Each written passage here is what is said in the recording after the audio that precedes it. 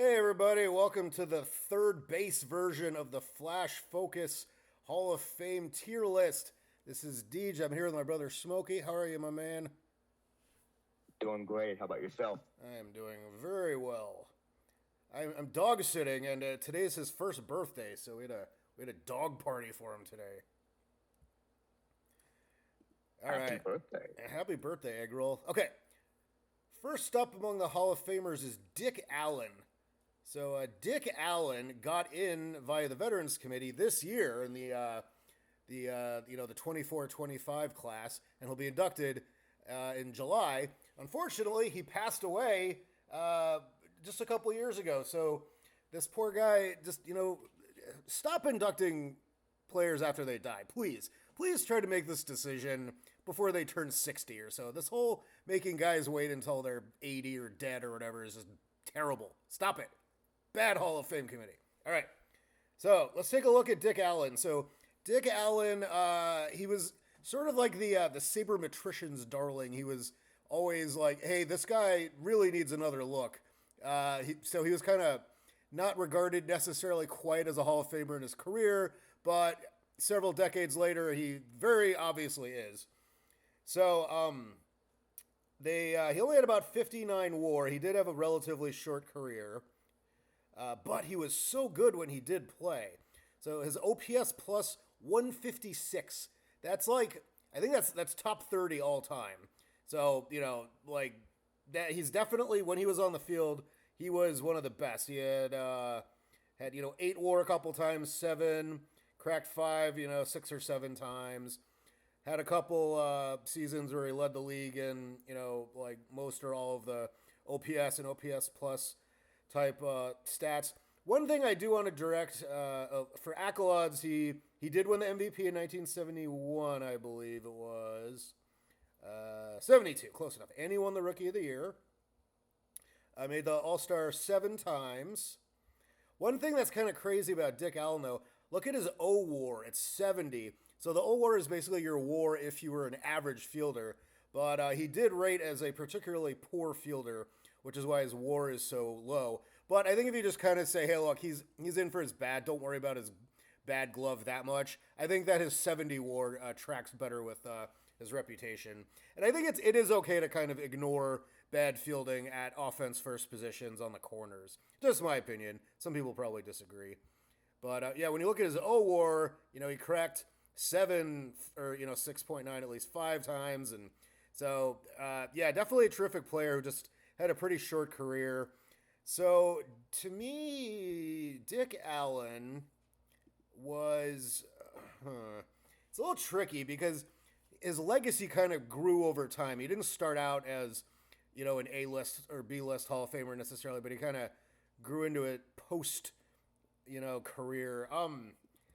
I don't know. I'm kind of feeling an average Hall of Famer, so C tier. What do you think of Dick Allen, Smokey?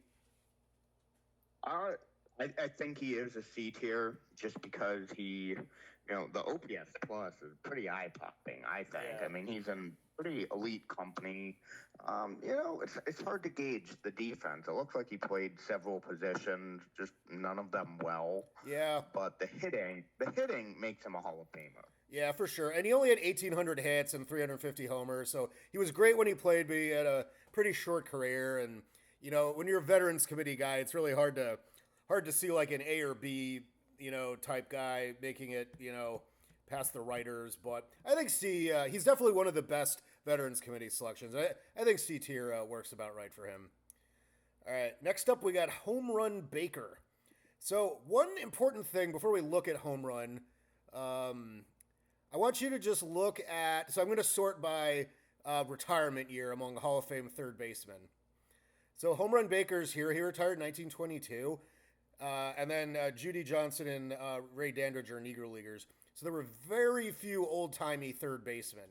So third base used to be a position where you kind of stuck your extra guy. It wasn't really like a superstar position like it is today. There's tons of future Hall of Famers playing third base right now. So if you look at, like up until the point Home Run Baker retired in 1922, he was just the third Hall of Famer ever. And I believe both of these guys got in after him.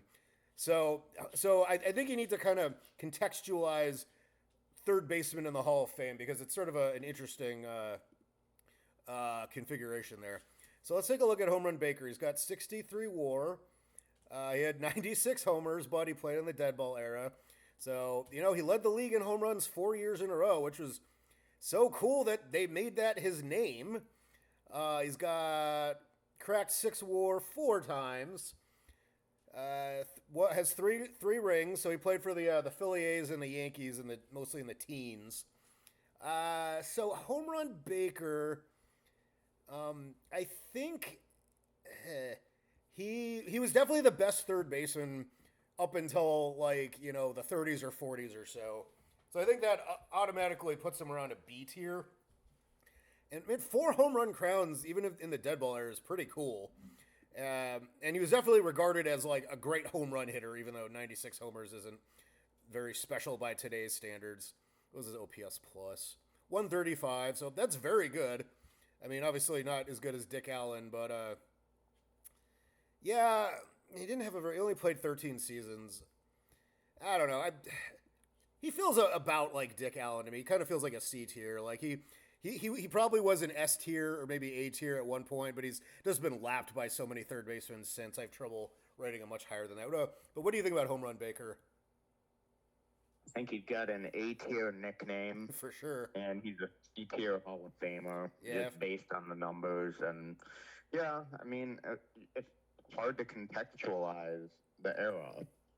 There just weren't that many historically good third basemen. Yeah, so he was the man for a very long time. All right, next up we got Adrian Beltre, a very recent Hall of Fame inductee. He's currently only 45, and he's a Hall of Famer. So Adrian Beltre, man, he snuck up on me as a Hall of Famer. Like I remember his whole career. We're about the same age. He just didn't feel like a future Hall of Famer. But then he just, once he turned 30, he just really kicked it into gear and went from okay to, a good player. He had that one crazy season in, I think, 2004, where he hit 48 homers and almost won the MVP. I think he finished second to Barry Bonds in 2004. We all remember that season. So I can't believe he has 94 WAR. That is when I think about Adrian Beltre, he feels like maybe 60s, maybe 70s, but 94 is just unbelievable. 3,000 hits, almost 500 homers, just a great glove at third. He wasn't crazy with the black ink, but he consistently, was a very good player. What do we got on field? Yeah, oh, wow. Yeah, WAR loves his bat. His O WAR was 72. Okay, so that feels more right. So he had a very long career. He played a lot of seasons, and he didn't miss playing time ever. Man, it's hard to believe how good WAR thinks Adrian Beltre is because it does not track with my mental image of him. What do you think about Adrian Beltre? Where does he seem to you?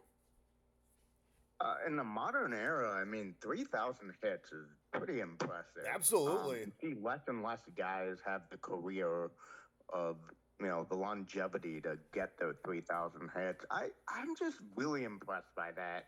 I would put him as a B or A tier. He does have the home runs. He doesn't have the stigma of steroids attached to his name. I would go B tier. Yeah, that feels about right to me. He's an above-average Hall of Famer with the 3,000 hits and the great glove. He won 5 Gold Gloves, 2 Platinum Gloves. But yeah, I have trouble buying him as a Hall of Famer because I just don't. I mean, sorry, no, not as a Hall of Famer, but as as good as they think that he is. But yeah, B tier feels about right to me. Let's stick him there. Oh, he gets a tiny picture too.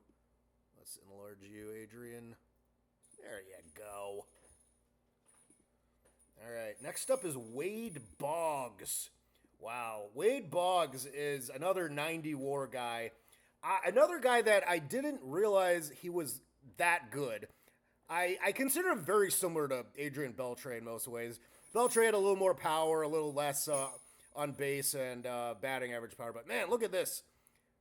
5 batting titles, another, 6 on base titles, led the league in WAR 3 years in a row, cracked 8 or 7. Man, he's got like 8 or 9 like Hall of Fame, like high up S tier seasons there. Career 328 hitter, 131 OPS plus.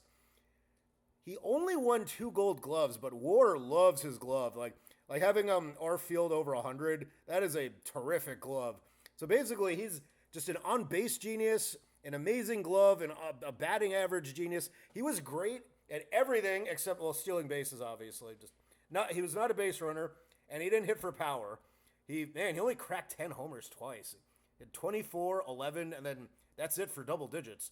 But man, he's kind of straddling A and B to me. Certainly one of the 5 best third basemen. Where do you see Wade Boggs? I see him as an A tier. Like Yeah. that kind of on base percentage is just, it's up there. It's hard to get on base consistently that much every single year. He was always a force to be reckoned with in the lineup. If you said B tier, I'd go with it, but I think he's an A tier.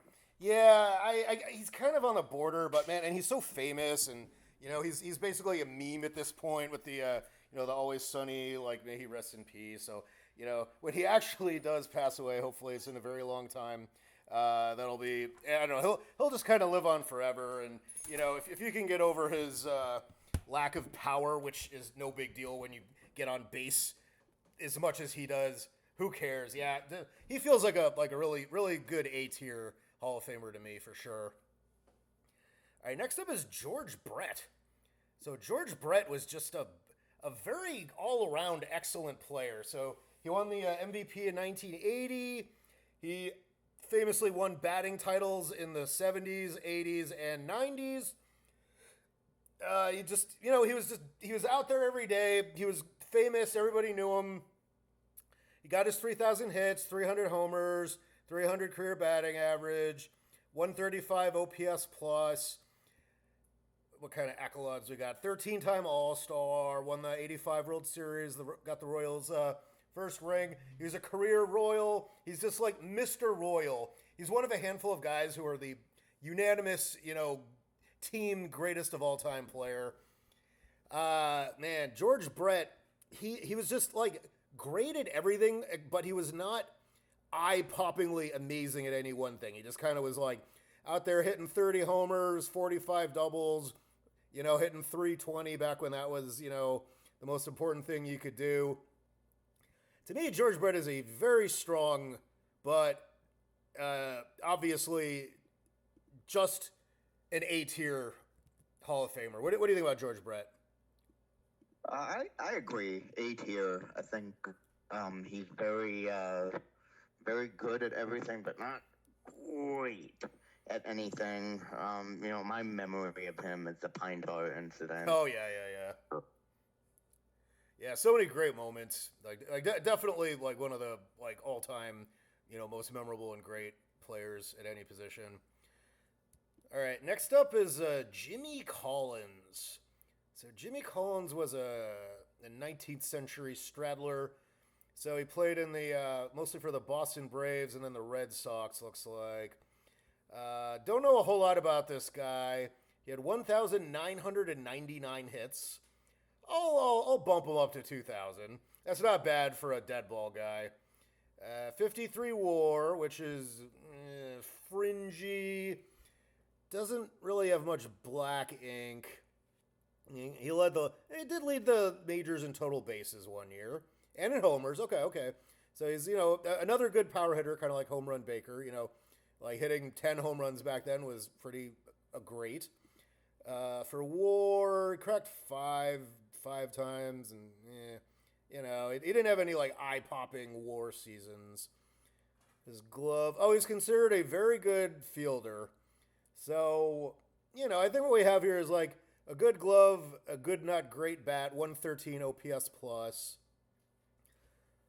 He doesn't really have any star power. Like, do you ever remember like reading much about him or hearing about him anywhere? I don't think I have. I don't recognize the name. Yeah. I don't know. I mean, like, I can buy him as a Hall of Famer. And again, remember how few Hall of Fame caliber third basemen there were back then. So, yeah, he's not an E or an F, but I don't think I can rate him any higher than D. Okay, next up is Ray Dandridge. So, Ray Dandridge was a Negro Leaguer. He made the All Star game 3 times. I do remember reading about him. There's not much there in the way of stats. They have at 5 WAR, so obviously they just didn't get very many of his stats. They don't have him as playing 40 games in a season at any point. So he's one of those guys that just didn't, they don't have any statistical record of him. But I do remember reading about him, and I think he's definitely considered one of the better Hall of Fame guys from the Negro League. So you can see he was inducted in 1987, which is fairly early on as Hall of Famers, as a Negro League Hall of Famers go.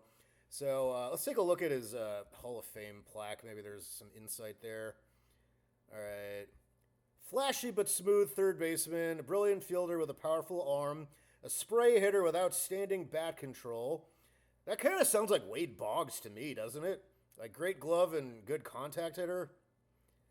I don't know. Do you have any impression of Ray Dandridge? I do not. I mean, I would probably put him as a D tier or a C tier. I don't have any impression. Yeah, that feels about right. Again, it's tough with the Negro Leaguers. All you can do is just look at their Hall of Fame plaque and decide if you've heard of them, and maybe look when they were inducted, and look at their stats, and maybe there isn't anything there. But I think B tier is pretty fair for what we know about Dandridge. All right, next up is another Negro Leaguer named Judy Johnson. So I definitely remember also reading about Judy Johnson. He was inducted in 1975. As I recall, Judy Johnson is kind of considered more A tier as Negro Leaguers go. So he made 2 All-Star games. Yeah, you can see he was kind of, he led the league in hits a couple of times, had a pretty long career. Let's take a look at his plaque. Considered best third baseman of his day in the Negro Leagues. Outstanding fielder, excellent clutch hitter, 300 hitter, won 3 rings. Yeah, I mean, he might be the Negro League Mike Schmidt. And he was definitely one of the guys that I remember seeing him on, Ken Burns Baseball. He was all over that. I'm pretty sure he'd be like an A tier. Do you have any words about Judy Johnson? Yeah, I think he belonged in the A tier. Yeah, it feels about right. If there's any Judy Johnson scholars out there, let us know what you think. Okay, next up we got Chipper Jones. So Chippa, of course, 2,700 hits, 468 homers, 85 WAR, 8-time All-Star, MVP 99. He did have that amazing batting average in 08. He's pretty old then, huh? 36, wow. So he's got the 1 batting title, and then in 07 he had the OPS title. He didn't get much MVP attention those seasons, though. Man, how do you lead the league in OPS plus and only finish 6th in MVP? Yeah, so Chipper, let's look at his WAR seasons. Yeah, it's 7, but nothing like 8 or 9. 85 is a lot. That's a little higher than I would have expected. He seems more like a 70s guy to me. Yeah, WAR doesn't like his his glove very much. He's below. 88 WAR. So basically, like if you were an average fielder, he'd have almost 90 WAR. He didn't feel like an inner ring Hall of Famer or anything at all during his career. He was definitely one of the good players. I would never call him a superstar, just a star. He's maybe like a B or a C. What do you think about Chipper? Yeah, I think a B would be fair. It looks like he does have 1 MVP to his credit. Get a couple World Series titles, doesn't he? Just the one in 95. Remember the Braves? They famously were always a bridesmaid, never a bride throughout the '90s. But he was in the playoffs all the time, and he was consistently excellent. So Okay, I feel comfortable. yeah, I can live D. with B tier. Feels about right. All right. Next up, we got George Kell. So Kell is one of those guys. So Kell was the Tigers' first baseman in the '40s, and they kind of bounced around. He did have a couple seasons there in the 50 and 51, and won the batting title in '49. Let's look at his WAR. Oh gosh, he never even got 5 WAR. I mean, even if you want to nudge him over with these 4.9s, like that's pretty bad. 38 WAR is very poor for a Hall of Famer. Got 2,000 hits, 112 OPS plus, average fielder. Let's see, any 10-time All-Star. So he was considered a good player during his career, but man, I don't look at this and think Hall of Famer though. I don't know what do you think about George Kell? Maybe an E. Yeah, I don't agree with him being in the Hall. yeah. I mean, I almost want to put him in F because like for E's, there needs to be some like okay, mostly no, but if there's some narrative like oh, but he was the greatest third baseman or the greatest. Let's look at his plaque real quick. Plaque? See what it Okay, says. okay, let's take Maybe a there's peek. something to it. Yeah. All right. Premier AL third baseman of 40s and 50s. Solid hitter and sure hand. Man, they're using such like measured words here. It's like he was solid and sure-handed. I mean, the Hall of Fame isn't for solid hitters or sure-handed fielders. Like you have to be terrific at least one of those, I think. He led third baseman in fielding percentage and assists. And yeah, I don't know. It looks like they're leading with his glove here, and he wasn't a great fielder. I don't know. I don't know why he's in the Hall of Fame. Yeah, I can't give him I can't give him anything higher than an F. Sorry, George Kell, you are an F tier Hall of Famer. Speaking of F tier Hall of Famers, believe it or not, Freddie Lindstrom is even worse. Check out this guy. Only Accolade Hall of Fame, 29 WAR, 1,700 hits, 103 homers, playing entirely in the live ball era, 311 batting average. He led the league in hits and caught stealing once. Another guy, 99 caught stealing and 84 steals. Jeez, 110 OPS plus. Not a remarkable fielder one way or the other. Did he even have any, like, good seasons? All right, he cracked 4 3 times, 6 twice. Man. I kind of want to look at his Hall of Fame plaque just for giggles. Let's see what we got here. Okay. All right, so he batted 300. Okay, he got 230 hits twice. That's not nothing. But I don't know. Yeah, man, 29 WAR. I can't give him anything but F. I don't know. You're willing to pound the table for Freddie? No. Yeah, just not a Hall of Famer. I think he was another one of those Frankie Frisch cronies too. Yeah, man, Freddie, you're not a Hall of Famer.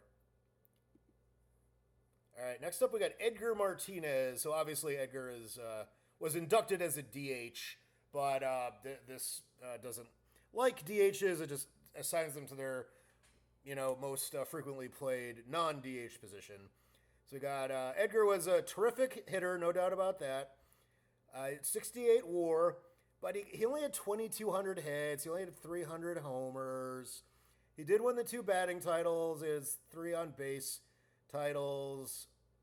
Had that amazing season in '95 where he led the league in pretty much everything. Finished 3rd in the MVP. 147 OPS plus is great, no doubt. But remember, he's more of a DH.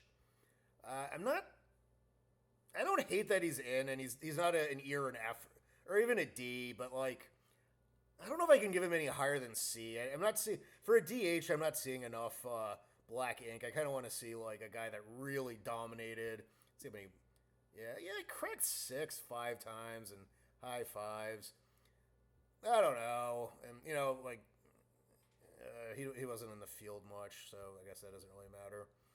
I don't know. Where do you see Edgar Martinez? Probably a C or a D.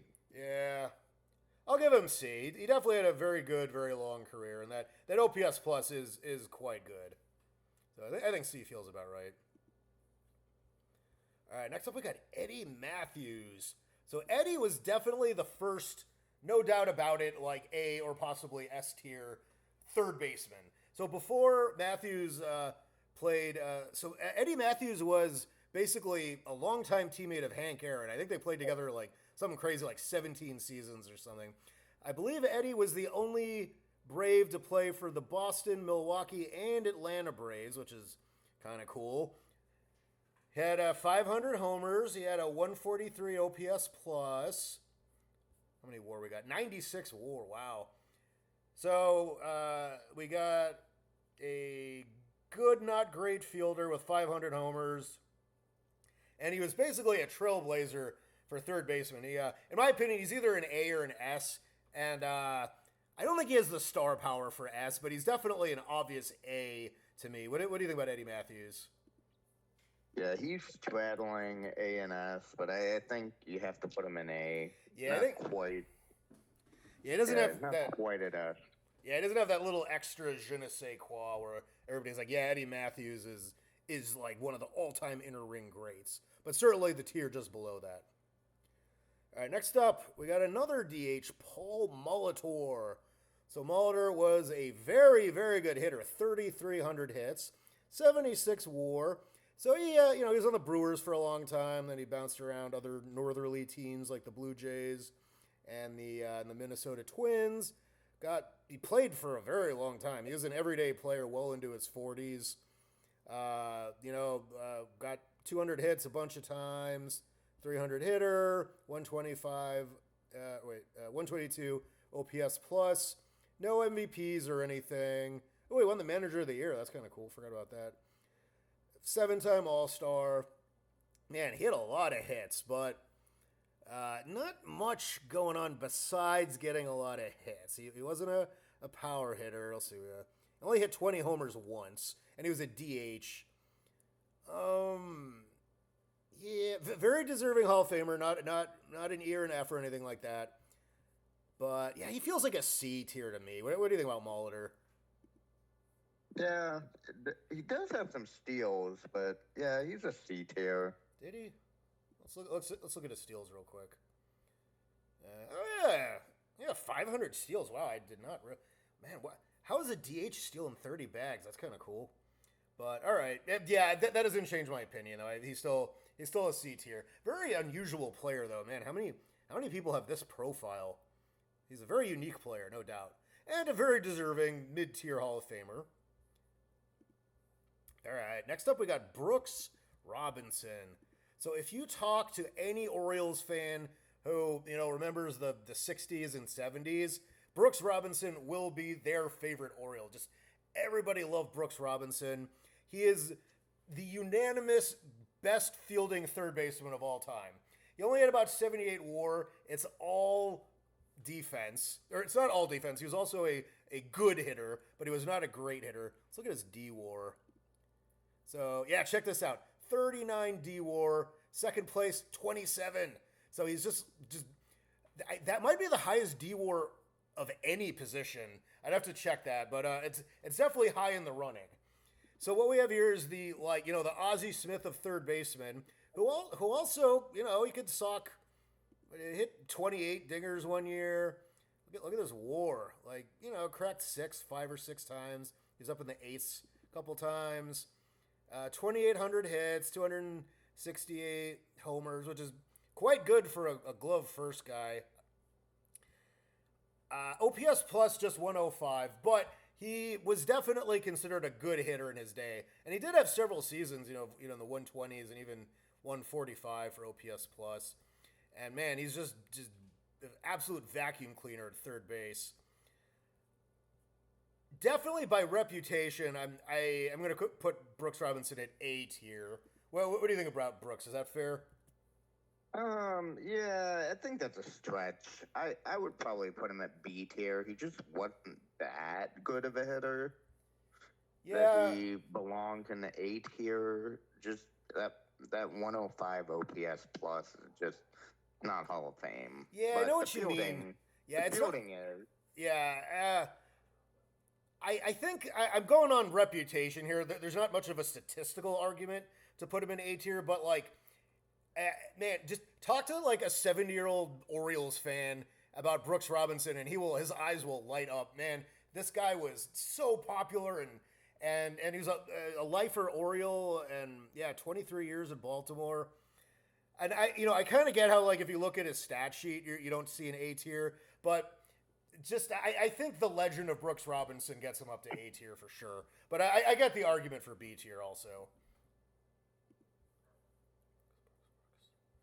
All right, we got to sort by name again.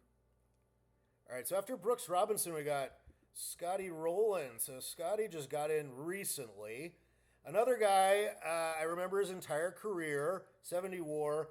They did win the Rookie of the Year in 97, 8 gold gloves, no black ink whatsoever, no MVPs. I think he only finished top 5 in MVP this one time. Look at his WAR. All right, so that one incredible season in 04, we had 9 WAR. But then he didn't crack 7 and only cracked 6 twice.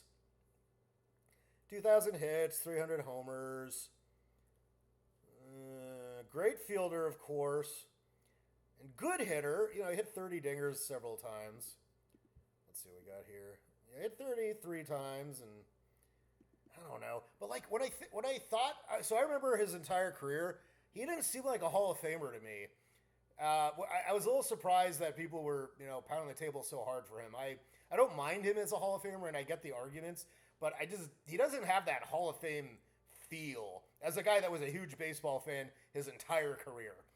But I don't know. What do you think about Scott Rowland? I'm curious what your impression of him is. He's a C. I mean, his home runs are not there. His batting average and his on base are not there. He's a good defender. Yeah. I put him at a C tier. See? Yeah, that feels about right. He's kind of a weak C tier, but like I don't know. I don't mind if it's C. That's fine. All right, after that is Ron Santo. So Ron Santo got in via the Veterans Committee. In my opinion, Ron Santo is the best Veterans Committee inductee. Maybe I'm missing somebody obvious, but he's definitely one of the 3 best. So this guy was maybe kind of similar to Brooks Robinson, just considered a really good fielder. Although War doesn't love his glove, but his reputation was as a good fielder. 5 gold gloves. He did hit 340 homers. How many times did he hit 30? He hit 30 or 29, 5 or 6 times. Walked a lot. Great on base percentage. WAR, yeah, wow. 3 9 WAR seasons practically, and then a bunch of over 6. Yeah, he had a shorter career. He retired at 34. Kind of flamed out quickly. To me, he's a very similar player to Scott Rowland.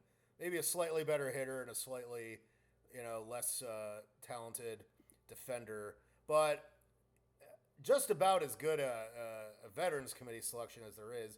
Another guy, I believe he got in after he died. Yeah, inducted in 2012, died in 2010. Again, stop doing that. Don't induct dead guys. That's not fair.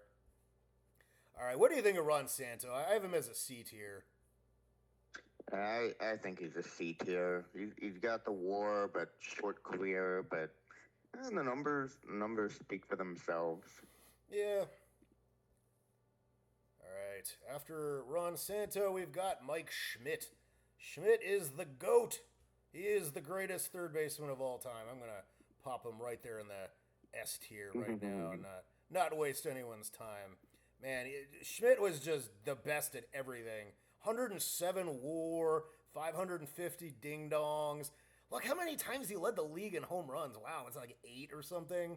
Had 3 on base titles. So like, yeah, his batting average wasn't that special, but he walked enough that 380 on base was just phenomenal. So don't even worry about the batting average. Like he's getting on base.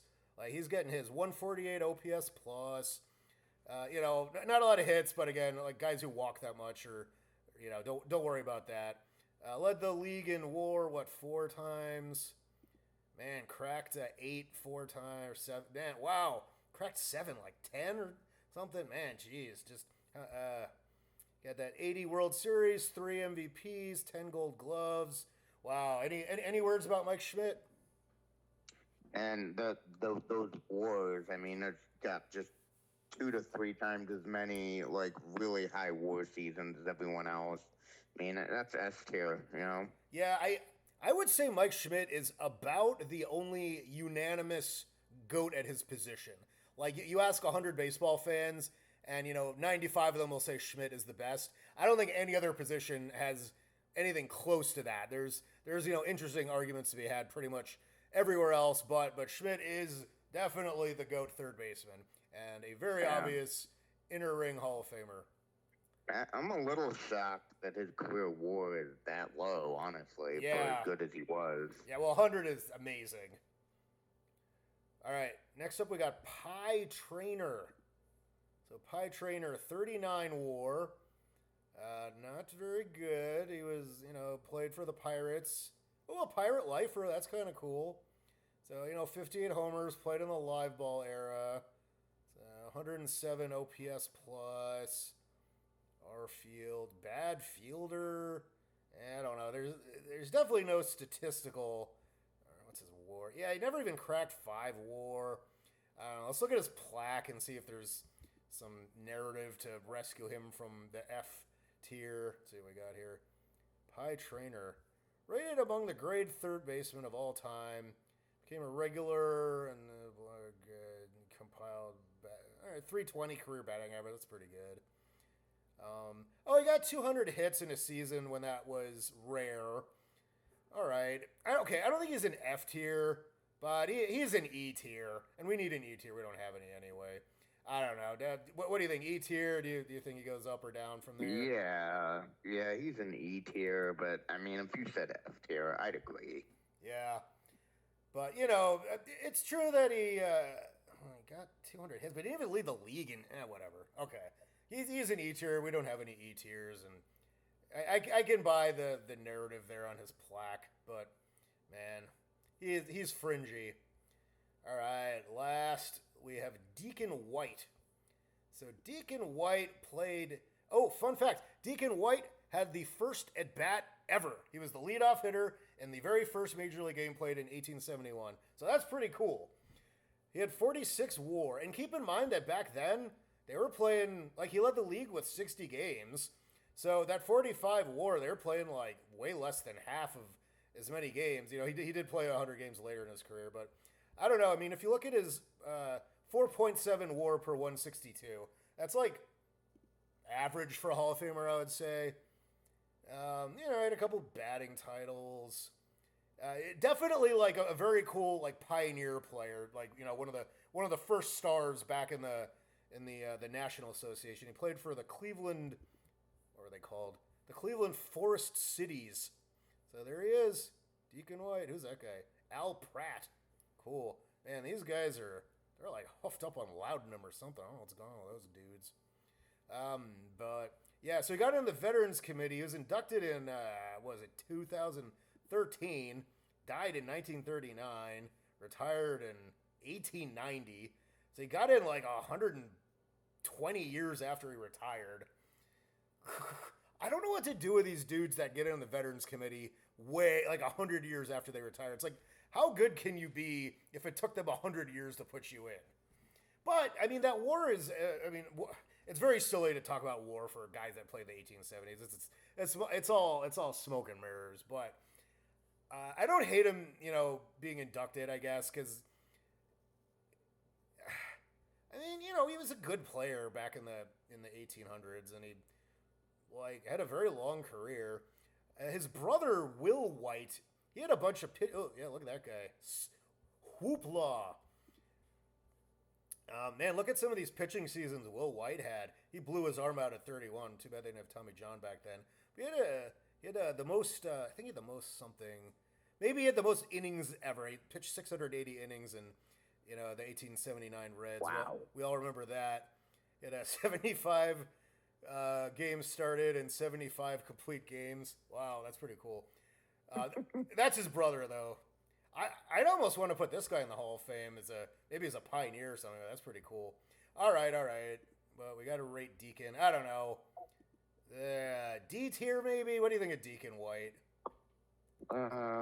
Yeah. D tier. Yeah, let's put him in E. Like you had 120 years to make the Hall of Fame. All right. Well, that does it for third baseman. Who? I don't know. What do you think of these guys? Leave us a comment. All right. Thanks. We'll see you next time with the shortstops. Take it easy. Bye-bye.